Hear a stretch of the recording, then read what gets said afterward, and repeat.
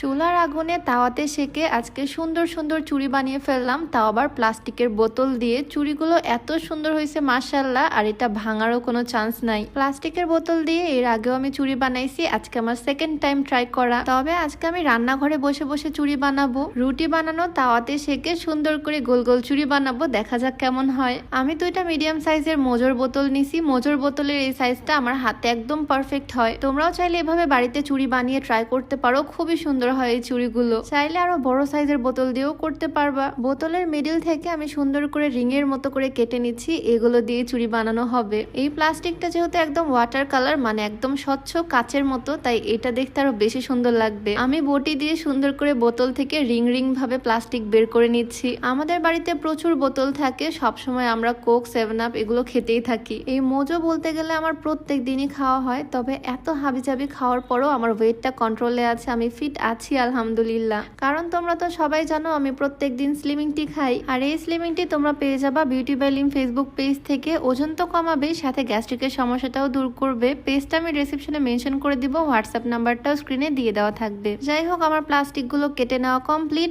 এখন এগুলোতে আমি ইচ্ছা মতো একটু কালার করে নিব। আজকে যেহেতু আমি একদম নীল রঙের শাড়ি পরে আছি, তাই ভাবলাম নীল রঙেরই চুড়ি বানাবো। ইচ্ছা মতো কালার করে নেওয়া যায়। আমি একটু ডিজাইন করে ফুলের মতো শেপ করে নিচ্ছি। যার যেমন ইচ্ছা সে তেমন করতে পারো, যে কোনো কালার দিয়ে করতে পারবা। এইভাবে চুড়ি এর আগেও আমি বানাইছি, আজকে সেকেন্ড টাইম, আর আজকে আমি আরো বেশি এক্সাইটেড। প্লাস্টিকের রঙের মধ্যে নীল রংটা আরো বেশি ফুটে উঠেছে, মনে হচ্ছে আজকে চুড়িগুলো দেখতে আরো বেশি সুন্দর হবে। দেখো কি সুন্দর লাগতেছে এমনিতেই। কালার করা শেষ করে আমি এগুলোকে একটা প্লেটে উঠিয়ে নিচ্ছি। আজকে আমি চুড়ি রান্না করব।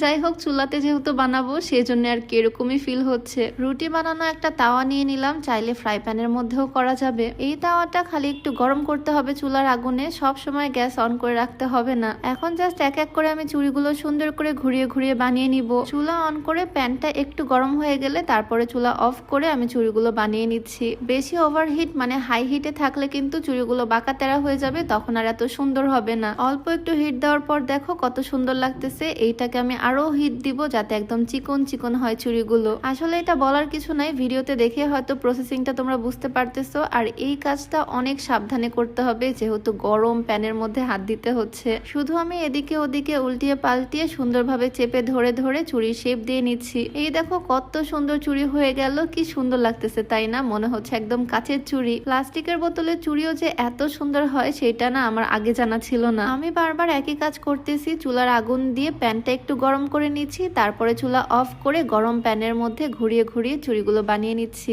একইভাবে আমি সবগুলো বানিয়ে নিচ্ছি, আর সবগুলো চুড়ি একসাথে পরার পর তো খুব সুন্দর লাগবে। আজকে আমি আমার নীল রঙের শাড়ির সাথে ম্যাচিং করে চুড়ি বানাচ্ছি। শাড়িটা কিন্তু ভীষণ সুন্দর, আর সাথে আমার হাজবেন্ডের জন্য ম্যাচিং পাঞ্জাবিও আছে। এই ধরনের শাড়িগুলো পরতেও খুবই আরাম, কুচিগুলো কত সুন্দর করে হয়ে যায়। শাড়ির সাথে আবার ম্যাচিং ব্লাউজও আছে, খুবই সুন্দর একটা কম্বিনেশন। আমাদের দুজনকে কেমন লাগতেছে অবশ্যই জানিও। আর আমরা এই সুন্দর কাপল সেটটা নিয়েছি ফাল্গুন ফেসবুক পেজ থেকে। পেজটা ডেসক্রিপশনে মেনশন করে দিয়ে রাখবো, তোমরাও চাইলে পেজটা ভিজিট করে আসতে পারো। যাই হোক, এদিকে আমার সবগুলো চুড়িও বানানো হয়ে গেছে। চুড়িগুলো কিন্তু আসলেই মাশাআল্লাহ খুবই সুন্দর হয়েছে। ভিডিওতে কতটা বোঝা যাচ্ছে আমি জানি না, দেখে কেউ বলতে পারবে না এইটা আসলে প্লাস্টিকের বোতল দিয়ে তৈরি করা হয়েছে। প্রথম দেখাতে যে কেউ ভাববে এগুলো কাচের চুড়ি। এই সাইজটা আমার হাতে একটু টাইট টাইট মনে হচ্ছে, আর একটু বড় বোতল দিয়ে করলে হয়তো আরো সুন্দর লাগতো। তবে চুড়িগুলো দেখতে কিন্তু মাশাআল্লাহ আসলে অনেক সুন্দর হয়েছে। শাড়ির সাথে একদম ম্যাচিং করে বানিয়ে ফেললাম নীল রঙের চুড়ি। তোমরাও চাইলে এভাবে বাড়িতে ট্রাই করে দেখতে পারো।